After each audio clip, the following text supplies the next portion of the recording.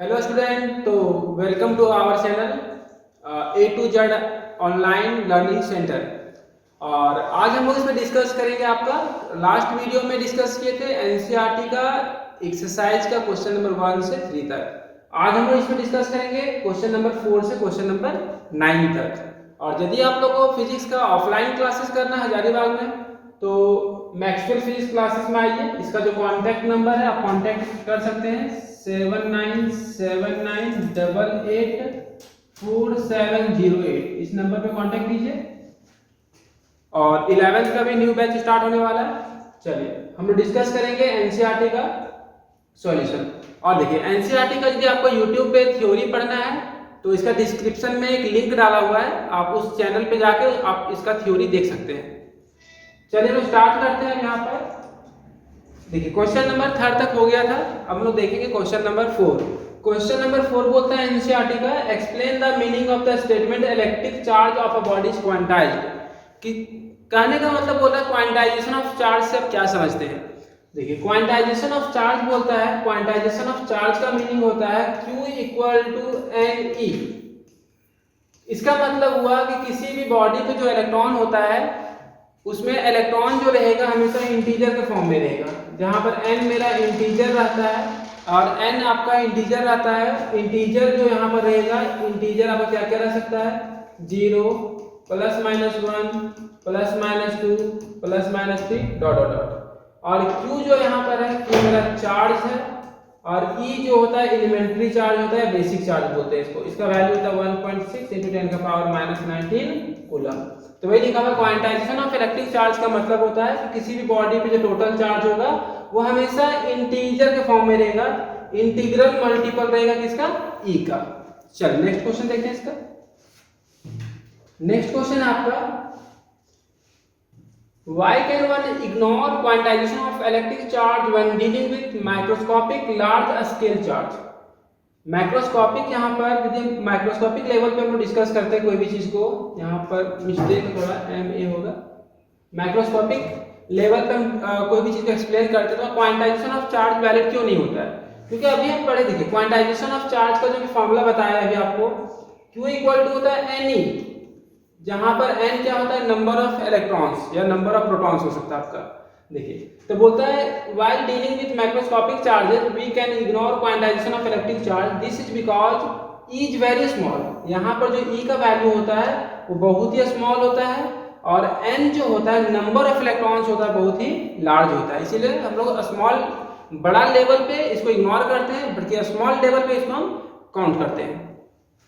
देखिए next question आपका question number 5 बोलता है when a glass rod is rubbed with a silk cloth charge appear on both, a similar phenomenon is observed with many other pairs of bodies. Explain how this observation is consistent with the law of conservation of charge. बोलता है कोई भी glass rod को जब हम glass rod को हम रब करते हैं सिल्क क्लॉथ के साथ तो ये उसमें क्या होता है, एक में प्लस चार्ज आता है एक में माइनस चार्ज आता है। तो बोलते हैं ये ऑब्जर्वेशन देख रहे हैं, ये law of conservation of charge को कैसे फुलफिल करता है। चलिए इस बात को हम यहां से समझेंगे। इसके लिए हम क्या कर लिए, एक ग्लास रॉड ले लिए और एक सिल्क क्लॉथ ले लिए। हम लोग एक सिल्क क्लॉथ ले लिए।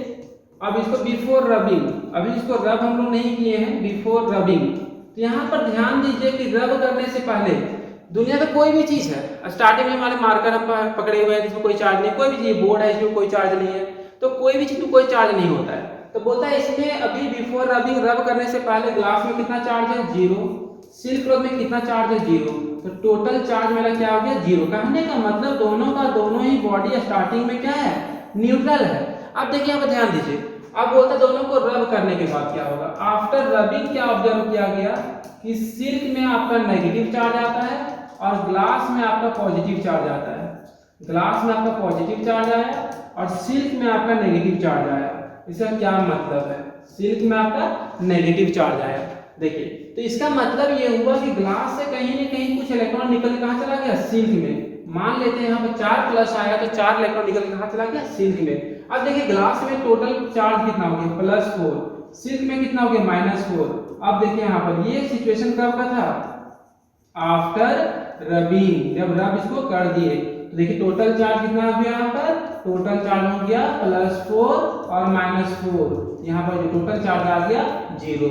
और law of conservation of charge क्या बोलता है कि चार्ज ना क्रिएट होगा ना डिस्ट्रॉयड होगा, तो चार्ज सिर्फ एक बॉडी से दूसरे बॉडी में जाएगा। तो यहाँ पर बिफोर रबिंग भी टोटल चार्ज मेरे सिस्टम का 0 था, आफ्टर रबिंग भी टोटल चार्ज 0 है, तो बोल सकते हैं कि ये लॉ ऑफ कंजर्वेशन को फुलफिल करता है, law of conservation of charge को फुलफिल करता है।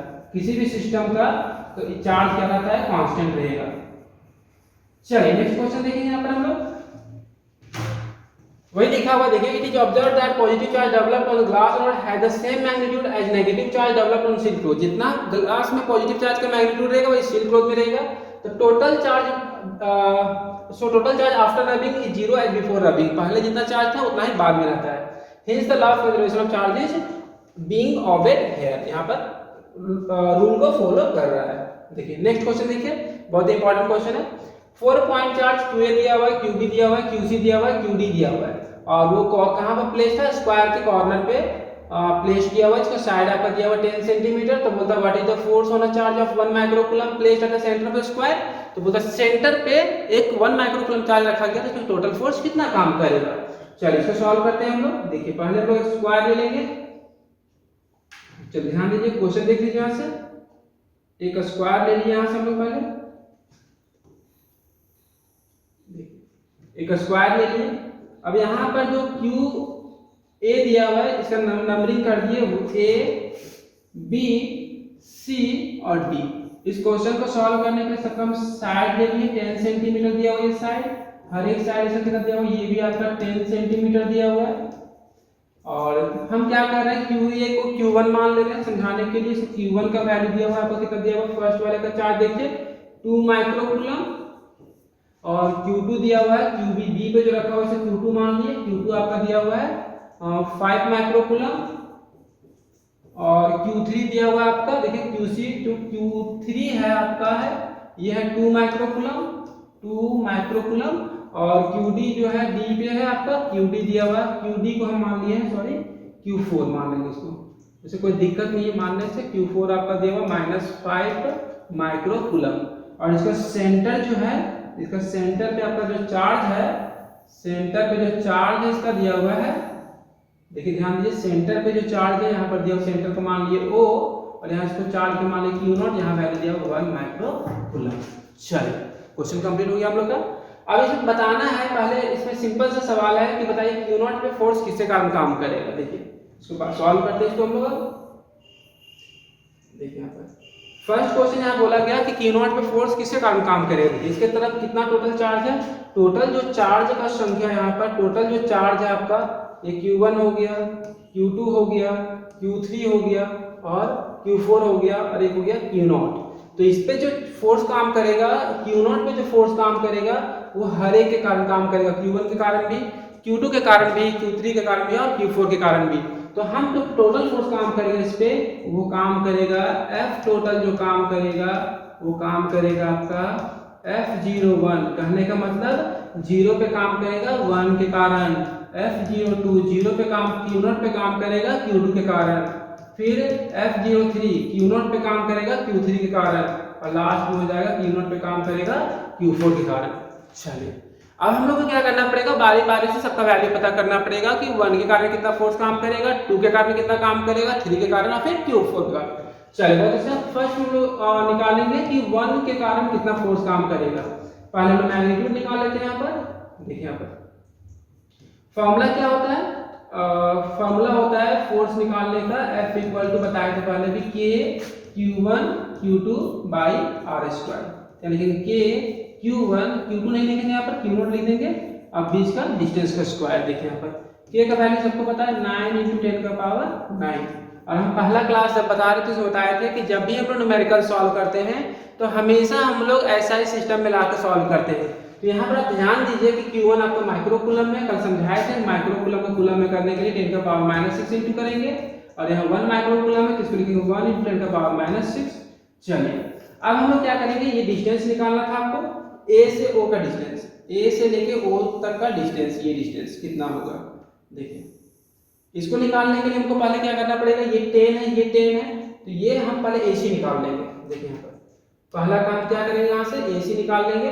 देखिए AC जो निकल जाएगा आपका, डायगोनल जो निकल जाएगा वो आपका निकल जाएगा 10 का स्क्वायर प्लस 10 का स्क्वायर का रूट अंडर, ये हो जाएगा 200, 100 प्लस 100 200 हो जाएगा रूट अंडर। तो इसको जब सॉल्व कीजिए तो आएगा 10 रूट 2 आ जाएगा सेंटीमीटर में आएगा।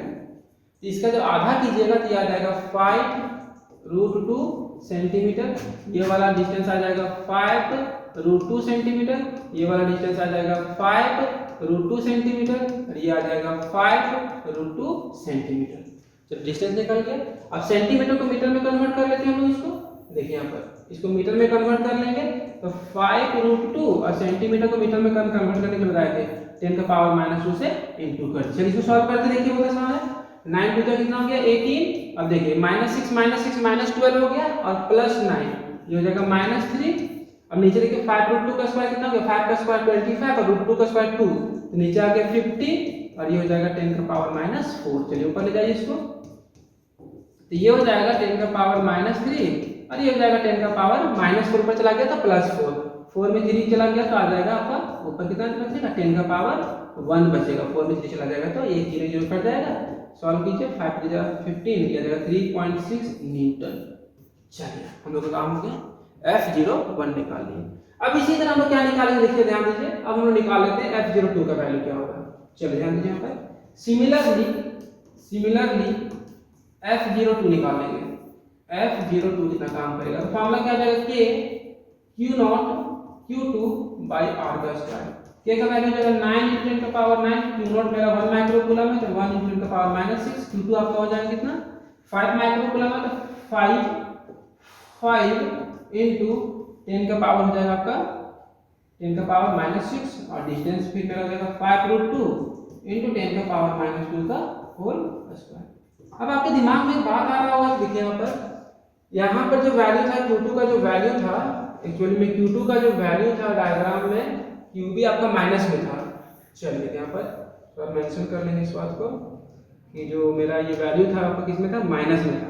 अब यहाँ पर हम लोग क्या करेंगे, माइनस साइन नहीं ले रहे हैं। ध्यान दीजिए यहाँ पर हम लोग यहाँ पर माइनस साइन नहीं ले रहे हैं। माइनस साइन इसलिए नहीं ले रहे हैं, हम लोग सिर्फ मैग्नीट्यूड निकाल रहे हैं। ऐसे में माइनस आता है ना फोर्स तो अट्रैक्टिव को दिखाता है, प्लस आता है फोर्स तो रिपल्सिव को दिखाता है, उससे कोई दिक्कत नहीं है। चलिए इसे सॉल्व कर लेते हैं पहले। तो 9 5 हो गया 45 इनटू ये तो -6 -12 प्लस 9 हो जाएगा, ये -3 हो जाएगा और ये फिर नीचे फिर सेम हो जाएगा 50 इनटू 10 का पावर -4। इसको सॉल्व कीजिए तो 45 बाई 50 इनटू ये ऊपर चला गया तो 4 प्लस में हो जाएगा -3 तो हो जाएगा 45 बाई 50 इनटू 10 हो जाएगा, 0 0 कट जाएगा, ये आ जाएगा 9 न्यूटन।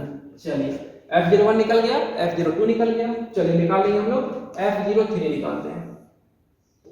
F03 कैसे निकलेगा देखिए, F03 आपका निकल जाएगा, यहाँ पर ध्यान दीजिए F03 और F04 सिमिलरली कर दे रहे हैं। यहाँ पर निकालेंगे सिमिलरली, ये कैसे निकलेगा देखिए, ध्यान दीजिए सिमिलरली।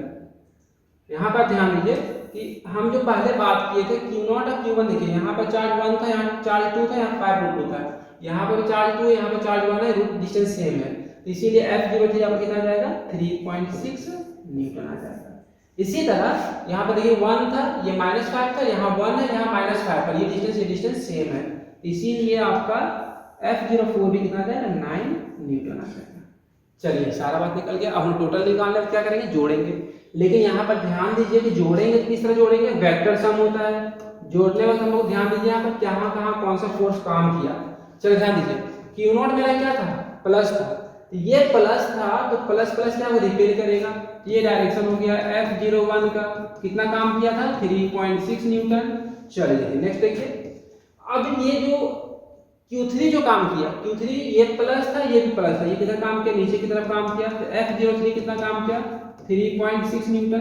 अब देखिए नेक्स्ट क्वेश्चन देखिए, नेक्स्ट बोलता है -5 था, ये +1 है, तो ये इसको अपनी तरफ अट्रैक्ट करेगा, तो ये हो गया F02 का जो वैल्यू आ जाएगा ये आपका हो जाएगा 9 न्यूटन।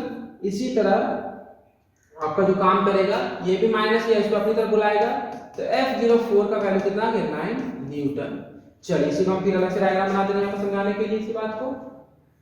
चलिए ध्यान दीजिए यहाँ पर, अब हम बोले कि चार्ज मेरा ये Q0 है, इधर लग रहा है 3.6 और इधर लग रहा है 3.6, तो इसमें नेट फोर्स कितना काम किया 0 काम किया, इधर काम कर रहा है 9 न्यूटन और इधर काम कर रहा है 9 न्यूटन, तो ये दोनों पे रिजल्टेंट कितना काम किया 0।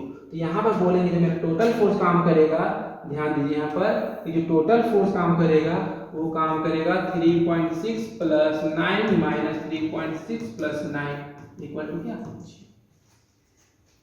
चलिए एक बार फिर से आप देख सकते हैं, यहाँ पर ध्यान दीजिए, हम बोले कि Q1 के कारण कितना काम किया, ऊपर रिपेल करेगा, Q2 Q3 इसको इस तरह धक्का देगा, तो ये 3.6 से इसकी तरफ धकेल रहा है, ये 3.6 से इसकी नीचे तरफ धकेल रहा है, यहाँ पर नेट फोर्स कितना हो गया 0। ये 9 न्यूटन से अपनी तरफ खींच रहा है और ये भी 9 न्यूटन से अपनी तरफ खींच रहा है, यहाँ पे नेट फोर्स कितना हो गया 0। तो टोटल जो फोर्स काम किया चार्ज पे कितना फोर्स काम किया 0। नेक्स्ट क्वेश्चन देखिए, क्वेश्चन नंबर 7 बोलता है कि कोई भी इलेक्ट्रोस्टैटिक फील्ड लाइन है वो कंटीन्यूअस कर्व होता है, तो that is a field line can not have sudden break, why not. तो बोलता है electric field line sudden break क्यों नहीं कर सकता। देखिए आंसर क्या बोलता है, electric line of force exist throughout the region of an electric field. जैसे मान लो कोई चार्ज मेरा Q है, कोई भी चार्ज मेरा Q है यहाँ पर, और यहाँ पर हम इलेक्ट्रिक फील्ड ले रहे हैं, यहाँ पर इलेक्ट्रिक फील्ड ले रहे हैं, यहाँ पर देखिए यहाँ पर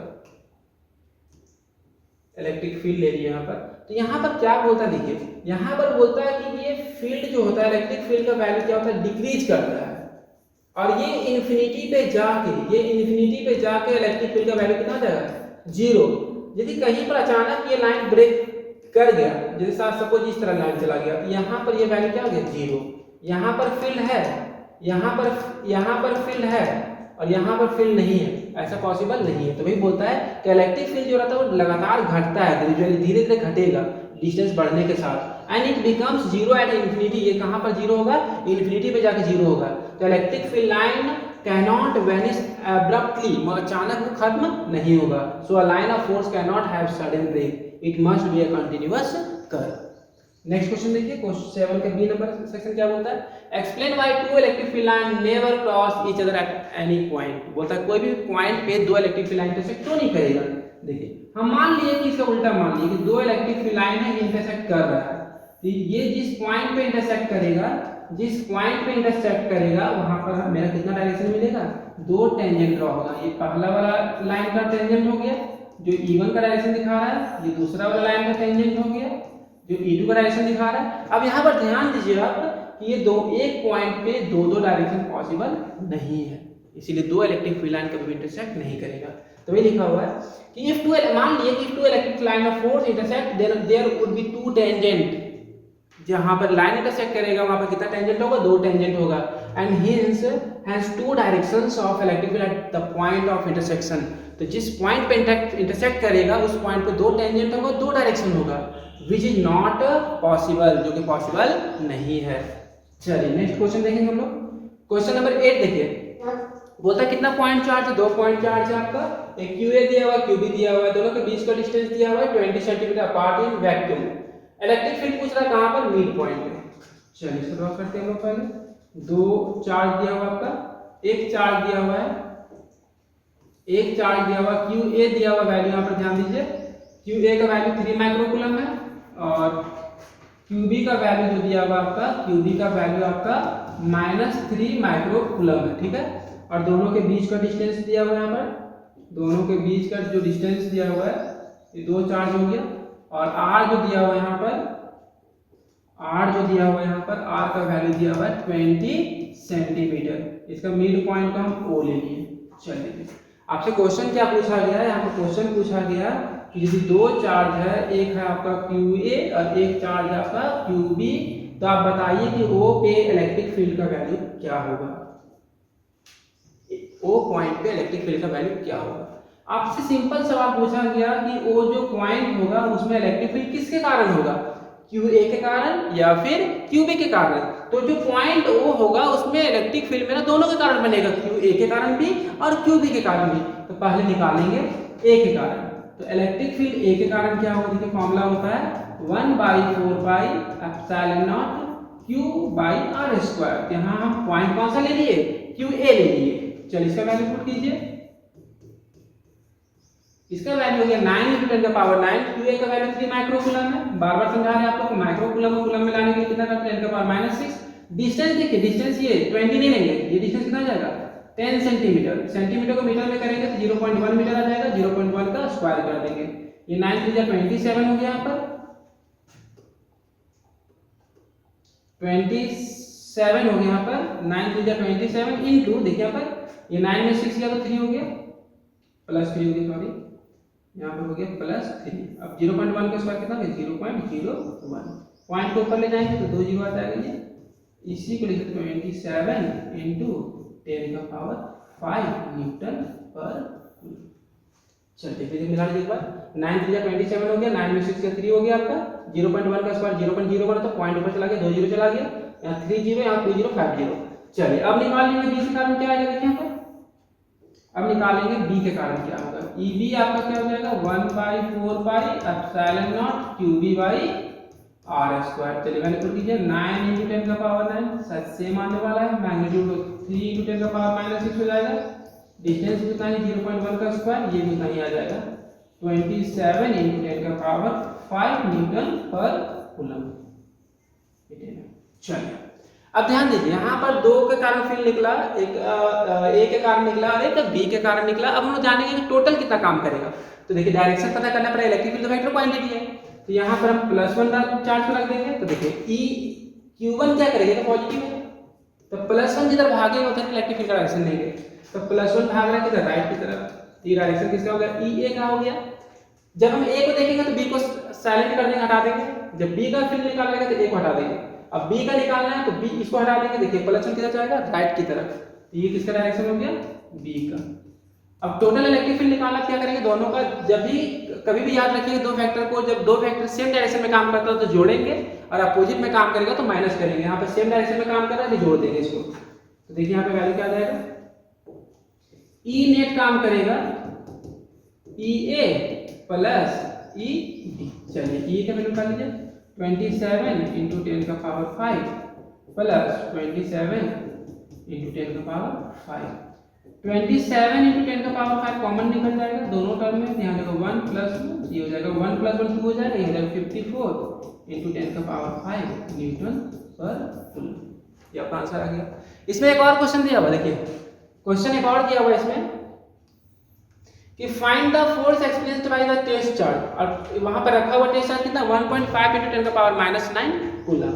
तो फॉर्मूला हम लोग को पता है, देखिए यहाँ पर फॉर्मूला होता है F = QE, F = QE, Q दिया हुआ कितना आपका 1.5 × 10 का पावर -9 और E का वैल्यू निकाले 54 × 10 का पावर 5।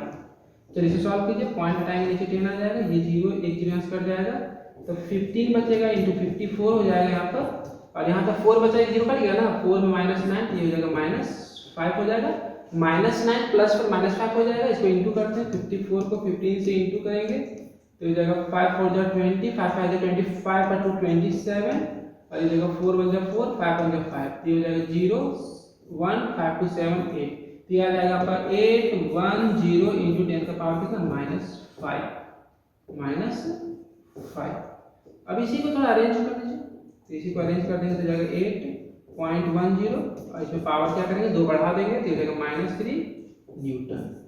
इसका आंसर हो गया 8.1 × 10 का पावर -3 न्यूटन। फोर्स है ना, फोर्स का यूनिट क्या होता है न्यूटन। चलिए एक लास्ट क्वेश्चन हम लोग का, देखिए लास्ट क्वेश्चन हम लोग का बोलता है इसमें कि कोई सिस्टम है, इसमें 2 चार्ज दिया हुआ है, QA दिया हुआ है, QB दिया हुआ है, इसका लोकेशन दे दिया है, और आपसे पूछा कि टोटल चार्ज और डायपोल मोमेंट का वैल्यू क्या होगा। ये बहुत आसान क्वेश्चन है, देखिए हमें पहले हम थोड़ा समझ लेते, डायपोल क्या होता है, 2 चार्ज होता है, एक माइनस चार्ज होता है, एक प्लस चार्ज होता है। तो किसी भी सिस्टम का जो टोटल, किसी भी डायपोल का जो टोटल चार्ज होगा दोनों को ऐड कर देंगे, -q + q, यहाँ पर वैल्यू कितना आ जाएगा 0 कूलम। तो पहला का आंसर हो गया कि टोटल चार्ज किसी भी डायपोल में क्या होगा 0। इसमें जो पहला क्वेश्चन पूछा गया था कि what is the total charge of dipole, total charge dipole का क्या होगा, यहाँ पे 0 होगा। डायपोल मोमेंट निकाल लेते हैं, डायपोल मोमेंट देखिए दोनों चार्ज के बीच का डिस्टेंस हम 2a ले लिए, डायपोल मोमेंट का फॉर्मूला क्या होता है q × 2a। देखिए अब यहाँ पर क्या है, दोनों का पोजीशन दिया हुआ है, एक का पोजीशन दिया हुआ है 0 0 -15 और एक का पोजीशन दिया हुआ है 0 0 + 15। यहाँ पर ये y z एक्सिस का z कोऑर्डिनेट का वैल्यू दिया हुआ है, हम x को समझ सकते हैं।